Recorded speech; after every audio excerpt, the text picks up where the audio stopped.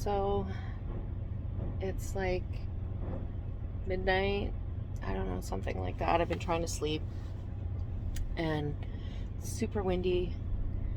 Like 50-mile-an-hour gusts, and it keeps shaking the truck and the trailer really bad. It's like it's scary actually sometimes. Like I'm a little freaked out.